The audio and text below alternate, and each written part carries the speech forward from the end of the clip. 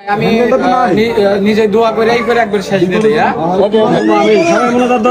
রাব্বানা আতিনা ফিদ দুনিয়া হাসানাতাও ওয়া ফিল আখিরাতি হাসানাতাও ওয়া কিনা আযাবান্নার। ইয়া রাব্বুল আলামিন, আমাদের রব, আমাদের সৃষ্টিকর্তা, বিশ্বজাহানের মালিক, আমাদের অধিপতি আল্লাহ। আমি আম্মু, তোমার এই আম্মু তোমাকে অনেক আদর করে, স্নেহ করে, একটু বলো তো তোমার কি করে ডাকে কও দেখি? কোন আম্মু তোমাকে বেশি ভালোবাসে? তোমার এটা কয় নম্বর আম্মু?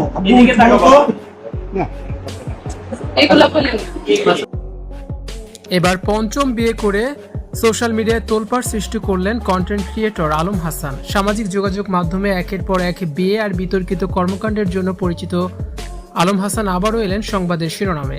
এবার এক বা দুই নয়, পঞ্চমবারের মতো বিয়ের পিড়িতে বসে নেটিজেনদের তাক লাগিয়ে দিয়েছেন আলম হাসান। আলম হাসানের এই নতুন জীবনসঙ্গীর নাম আর্নিয়া। সম্প্রতি তাদের বিয়ের নানান ভিডিও ও ছবি সামাজিক যোগাযোগ মাধ্যমে ছড়িয়ে পড়ার পর থেকেই নতুন করে তোলপাড় শুরু হয়েছে। ভাইরাল হওয়া এক ভিডিওতে দেখা যায় নতুন দোকান উদ্বোধনের পাশাপাশি নতুন স্ত্রীকে সাথে নিয়ে মোনাজাত ধরে সবার কাছে দোয়া চাইছেন আলম হাসান নিজেই।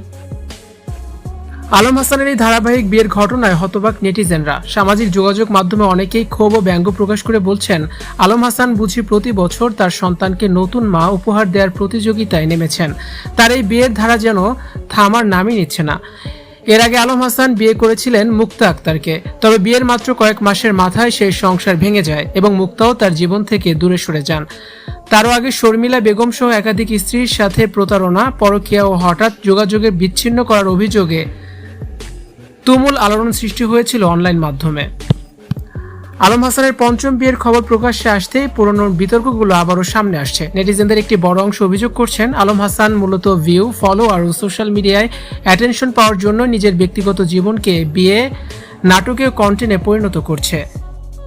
প্রতি বছর এভাবে নতুন বিয়ে আর পুরনো স্ত্রীদের ছেড়ে দেওয়ার এই ঘটনাকে সমাজের নৈতিক ক্ষয় এবং নেতিবাচক ট্রেন্ড বলেই মনে করছেন সাধারণ দর্শকেরা। ভিউয়ার্স, এ বিষয়ে আপনাদের মূল্যবান মতামত জানিয়ে অবশ্যই কমেন্টস করুন।